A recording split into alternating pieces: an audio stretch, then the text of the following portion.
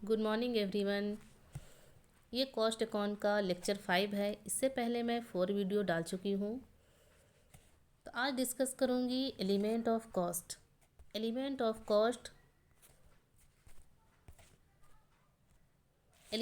Cost 3 types के होते हैं: material cost, labour cost, expenses cost. इसमें भी मटेरियल कॉस्ट में भी direct cost and indirect cost आते हैं। लेबर कॉस्ट में भी डायरेक्ट एंड इनडायरेक्ट कॉस्ट आते हैं। एक्सपेंसेस में भी डायरेक्ट एंड इनडायरेक्ट कॉस्ट आते हैं। डायरेक्ट कॉस्ट किसे कहते हैं? जिस भी प्रोडक्ट को बनाने में जो भी मटेरियल की ज़रूरत पड़ती है वे सभी डायरेक्ट कॉस्ट में चले जाते हैं। या जो प्रोडक्ट में बनाने में जिस लेबर की डायरेक्ट ज़रूरत पड़ती है, जो प्रोडक्ट बना रहा है, तो वो सारे लेबर खर्चे डायरेक्ट कॉस्ट में चले गए। एक्सपेंसेस में भी जो डायरेक्ट एक्सपेंसेस हो रहे हैं प्रोडक्ट में, तो उन सभी को डायरेक्ट एक्सपेंसेस बोलेंगे।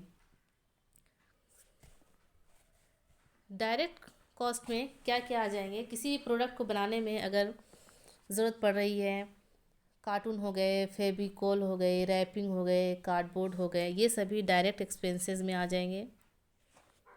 जबकि इनडायरेक्ट एक्सपेंसेस में क्या आ गए? ऑयल आ गए। ऑयल इनडायरेक्ट एक्सपेंसेस किस टाइप का हुआ? जैसे फैक्ट्री में अगर मशीन है तो मशीन में अगर ऑयल की ज़रूरत पड़ रही है तो ये तो प्रोडक्ट पे खर्च नहीं हो रहा है, ये तो मशीन पे खर्च हो रहा है, तो ये सभी इनडायरेक्ट कॉस्ट में चले जाएंगे। या फिर फैक्ट्री में ब्रश ब्रूम की ज़रूरत पड़ रही है तो ये भी इनडायरेक्ट कॉस्ट में चले जाएंगे। या स्टेशनरी हो गई। लेबर कॉस्ट में भी डायरेक्ट एंड इनडायरेक्ट आते हैं। अगर जिस प्रोडक्ट को बनाने में जिस लेबर की ज़रूरत पड़ी है तो वो लेबर खर्चे तो डायरेक्ट में आ गए। बट प्रोडक्ट बनाने के अलावा भी फैक्ट्री में बहुत से लोगों की ज़रूरत पड़ती है, वॉचमैन हो गया, स्टोर कीपर हो गया, तो ये सभी के खर्चे इनडायरेक्ट में चले जाएंगे। तो डायरेक्ट में क्या है? ऑपरेटिंग लेबर हो गए, प्रोडक्टिव लेबर हो गए।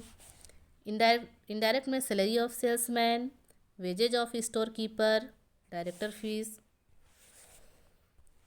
इसी तरह से एक्सपेंसेस में भी डायरेक्ट एंड इनडायरेक्ट आ जाते हैं।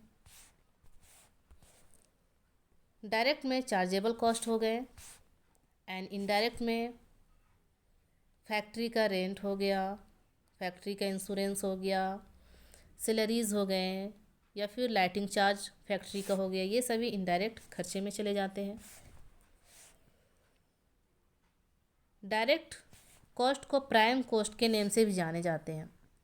चाहे डायरेक्ट मटेरियल हो, डायरेक्ट लेबर हो, डायरेक्ट एक्सपेंसेस हो,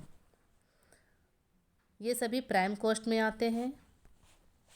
जबकि indirect material, indirect labour, indirect expenses ये ओवरहेड में आते हैं। तो डायरेक्ट कॉस्ट को प्राइम कॉस्ट के नेम से भी जानते हैं एंड इनडायरेक्ट कॉस्ट को ओवरहेड्स के नेम से भी जानते हैं। तो ये थे आज की क्लास। नेक्स्ट क्लास में मैं डिस्कस करूँगी overheads. Overheads means indirect cost. Thanks for watching.